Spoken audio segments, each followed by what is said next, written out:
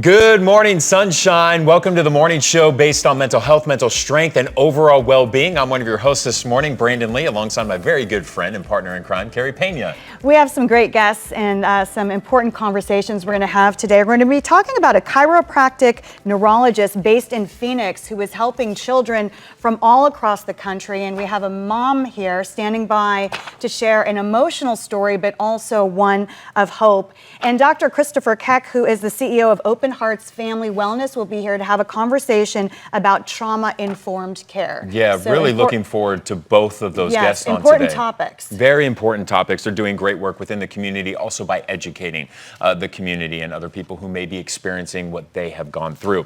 First up, though, what is going down in our community right now? And I want to talk about an adolescent treatment center.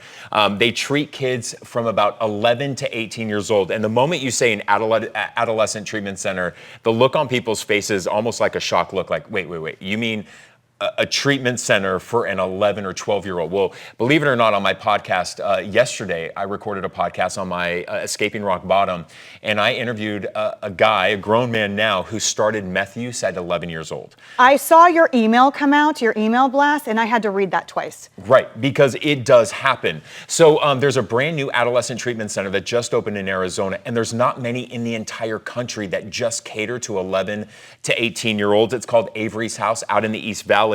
And it's not just substance use disorder that they treat.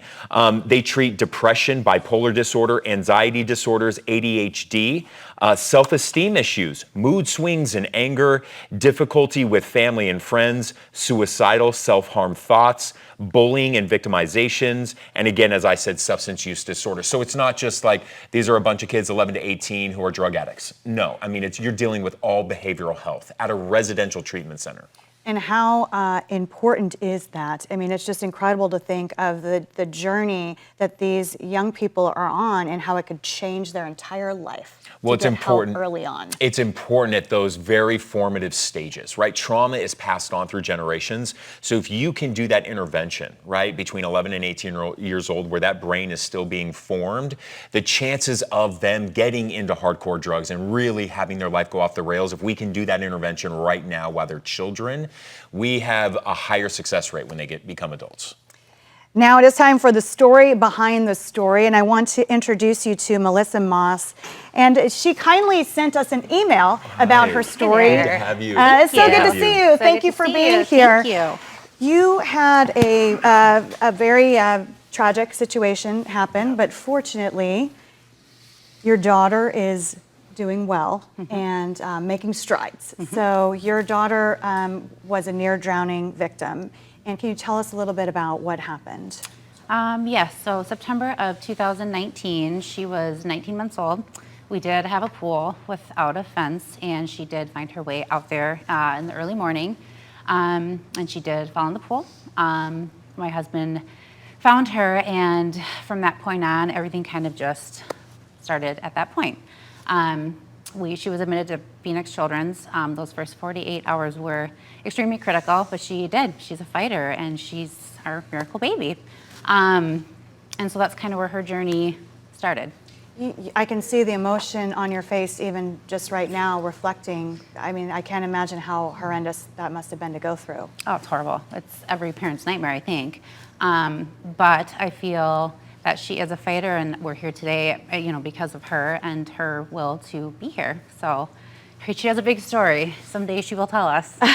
You emailed us because specifically you wanted to talk about the treatment that you have found right here, in fact, right down the street from our studios, a chiropractic neurologist who you said changed everything for you guys. How? He is a chiropractic neurologist, like you said, and the way he is with most of his kiddos, all pediatric brain injuries, is it's amazing. He's just the compassion, the care, the attention. He's not just, coming in, taking his notes, and just kind of sending you on your way with, a medication or a treatment plan per se. He's working with the neuroplasticity, which I know you're very familiar with as well. And that's trying to create new pathways for Eviana to figure things out, such as crawling or walking, talking, things that she was doing prior to her accident. And she's just created a bond with him that's just, I think, helped projected her treatment even further. And I know Brandon has a bunch of questions. I just wanted to mention we're talking here about, I should have said his name, Dr. Connor Bohr. Yes. And this is someone who people are flying in from all around the country because of this work that he's doing. What are some of the modalities? What is this doctor doing that some of the other experts haven't done yet?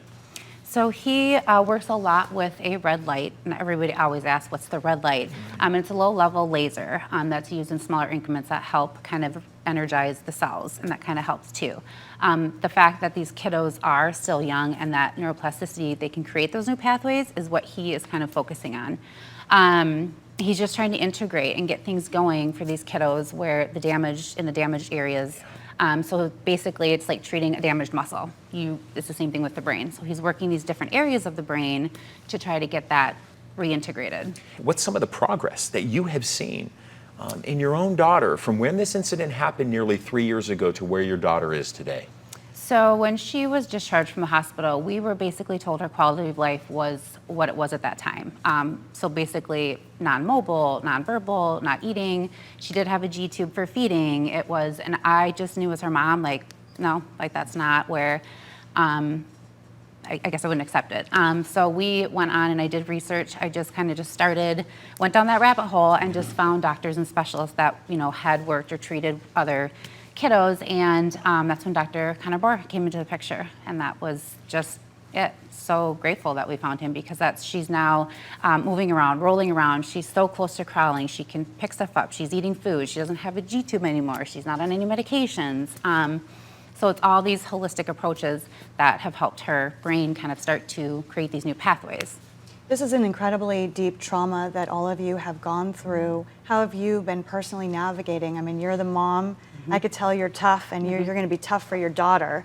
And thank God she's doing so well. But how are you doing, and what's helping to get you through?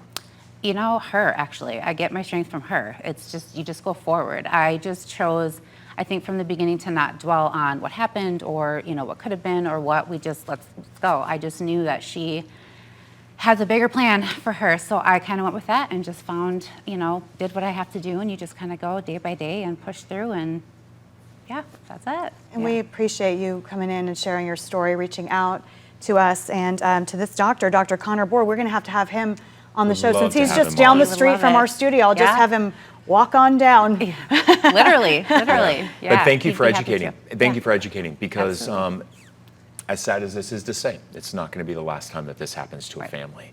And now we want to share a clip with you from our segment Front Doors TV. I interviewed the CEO of Habitat for Humanity, Jason Barlow. They have done some incredible work here in Phoenix that's getting national attention. It has to do with printing the first 3D home. And what they're trying to tackle is the affordable housing crisis. Here's Jason. We're nothing if we're not about innovation and trying to break this horrible cycle of lack of affordable housing. So when we were approached by some ASU grads, hey, we've got a 3D printer, are you interested in trying? I was all in immediately. And it was a long journey. COVID hit. We had delays with the printer, but it's an amazing home. I hope you can see it. And we have a family ready to move in, Marcus and Sean. And I think it's going to be a real game changer potentially for housing and building housing in the United States. Right now with the housing market, especially here in Arizona, I would imagine the affordable housing crisis is at a very concerning place. Oh, it is. When I started at Habitat 6 years ago, the average home was $220,000. It's now over 400, and they're predicting 485 by this summer. And that's just an incredible leap in costs. And those costs directly burden the families who we like to serve, which are the lower income families. So the people that have two jobs, they're anybody, your neighbors you run into, but they're having a harder and harder time keeping up with their rents and their mortgages. And just a huge kudos to what Habitat for Humanity is doing, really filling a void for a lot of families, giving them hope. I will say that, giving them hope, because if you think about it, when somebody doesn't have a job, Americans want to work. People want to work. It makes you feel good. You get that self-confidence, your value, right? So same does for a house. right? And so if you have a Yes. family and they're like, gosh, we're never going to be able to afford our own home, and Yes. then rental prices are going up, a lot of folks will feel a sense of shame, and it really impacts their mental health. Enter Habitat for Humanity, creating affordable homes for folks so that they do have a roof over their head and so that they're not insecure. And they have incredible leadership at the Habitat here in Central Arizona because Jason Barlow, he identified that need and he's like, we can solve that problem. Yeah. We are going to solve that problem. So we appreciate him sharing that story with us. And now it's time for Mind, Body, Spirit. We want to welcome to the studio Dr. Christopher Keck, who is the president and CEO of Open Hearts Family Wellness. We're going to be talking about trauma-informed care. We appreciate you being here. Yeah, and thanks for having me. So I interviewed you not long ago, and I was really struck by your story. You've worked in the field of trauma-informed care for some years. You have your own personal story. I do, and my story is similar to everyone. Adversity hits everybody, unfortunately, nowadays. If not in our own family, it's because the human story around us. So there's 3 layers of story: my story and my family stories. What happened in my family? My parents, despite their best efforts, needed to live their best lives without each other. And so divorce hit, and we, as a kid, I took it on as my own. Like I was responsible. I couldn't put words to that at the time, and nobody told me it was my fault. But I carried that with me, and didn't ask for help. Didn't know I needed help with it until it got to the point where that became like a burden in a backpack that I just couldn't take off. And so it just so happened I kept learning. I went to college for psychology, started learning a little bit more, and my professor, Dr. Donahue, said, if you want to do counseling, then it's good to get counseling. So I sought for it. I found a counselor. Louise was my counselor, and she provided a safe place for me to start thinking about my story, and then the broader context of my family story. And then taking that further, I've gotten to see the human story a little bit larger than just me and my own family. I want to jump in there because I was telling Brandon a little bit about your backstory after I met you.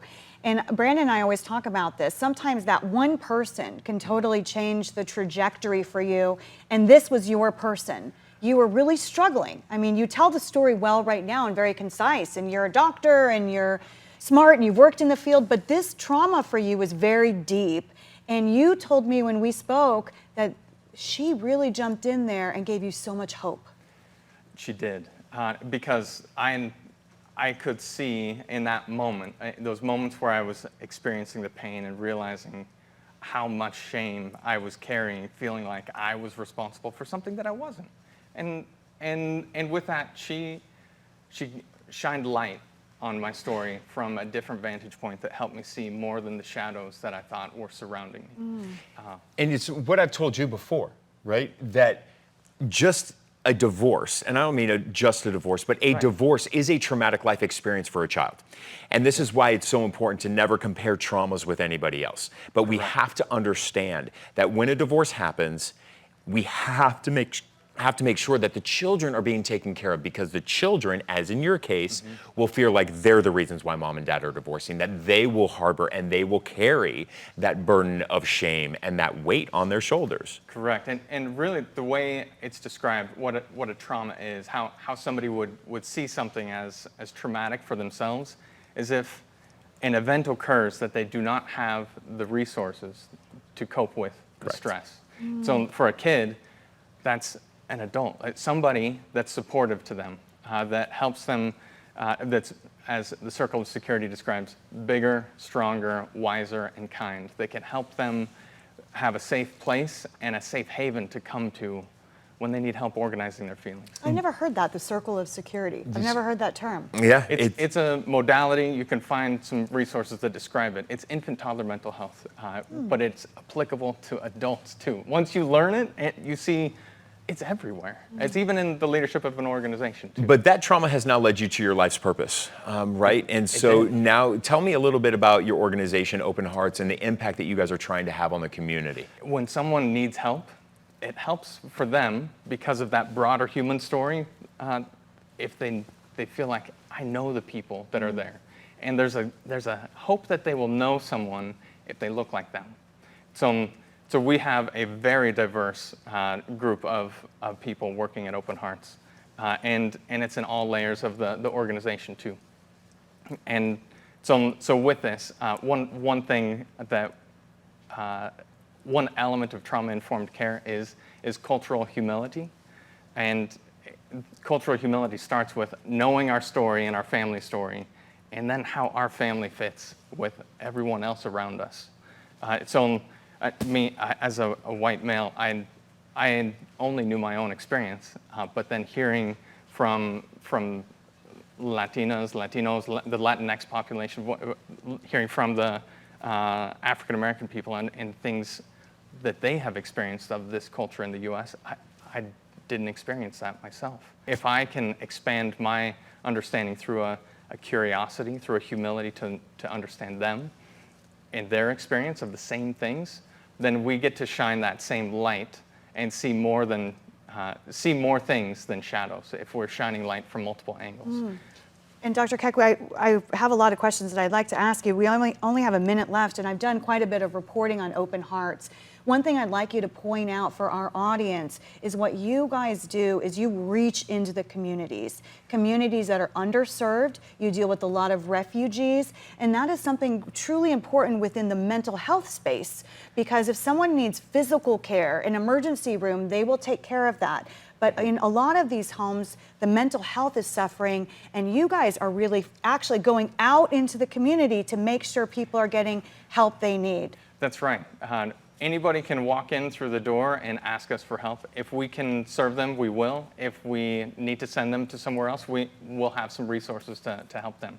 But how we would help them if they were to walk in our doors or give us a call is we'd first want to sit down with them and understand their story. Their individual story, their family story, and from there, figure out a plan that works for them. We seek to bring that safety and trustworthiness so that they know that we're not going to impose something on them, but we're going to find what would be worth their time to help them move forward and cope with, find the resources to deal with the adversity in their lives. But also understanding things culturally, and especially with the Latino community, is that oftentimes they will not share sadness. They won't share that they're depressed, especially the father within the family system, because culturally they have never been allowed to. They've been trained not to share that stuff. Well, I have to say very briefly, because one story that sat with me that actually I was told when I was on your campus was about a family who came from Mexico, and the little boy was really suffering. No one could figure out what was happening. Your folks did not give up on this family. It really makes me want to cry. The little boy, it ended up being uncovered. He was being sexually molested by the uncle. Yeah. And because your folks stayed with them, I think you saved that kid's life. I really do.